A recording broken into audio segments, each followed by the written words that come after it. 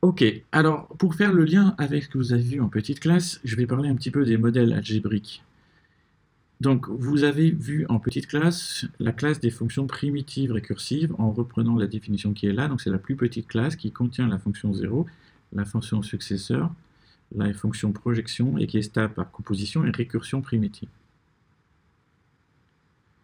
Si on ajoute un schéma qu'on appelle minimisation, c'est-à-dire qu'on a, étant donné une fonction g, on se construit de la fonction min de g, qui, étant donné donc, la valeur de n-1 argument, détermine le plus petit y tel que la valeur de g de y, x2, xn vaut 1. Donc c'est un opérateur de minimisation.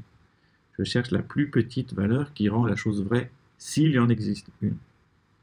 S'il n'y en a pas, je considère que la fonction n'est pas définie en x2, xn. Donc j'ai un opérateur de minimisation. Donc qui prend une fonction et qui en retourne donc une autre fonction qui a un argument de moins. Du coup, il est possible, étant donné g qui pourrait être total, que cette fonction ne soit plus totale, c'est-à-dire plus définie pour toute valeur d'argument. Donc je ne suis plus en train de considérer des classes de fonctions totales, mais des fonctions possiblement partielles. Et je vais dire qu'une fonction partielle est récursive si elle naît dans la plus petite classe qui contient les fonctions 0, successeur, projection, comme pour les fonctions récursives primitives. Mais maintenant, je les clôt par composition, récursion primitive, comme pour les fonctions récursives primitives, mais aussi par cet opérateur de minimisation.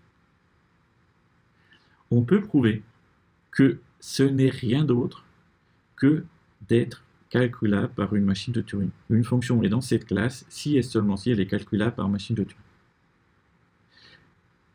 En fait, cette notion de calcul, c'est celle qu'a utilisée Gödel dans sa preuve pour raisonner sur les algorithmes, ou les preuves en l'occurrence.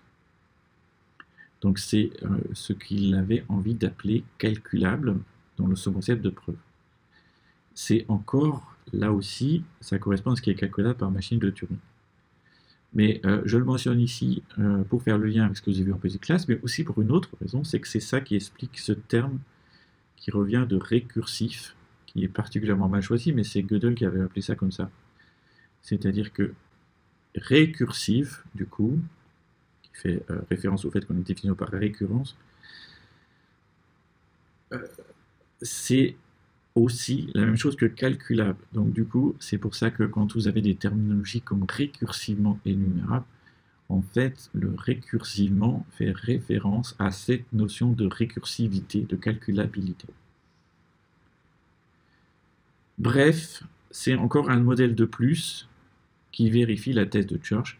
Donc si je prenais comme notion de calculable par ce modèle-là, c'est-à-dire être dans cette classe, j'ai la même chose que calculable par machine de Turing, et ça appuie que ça correspond aussi à ce qui est calculable dans un sens intuitif.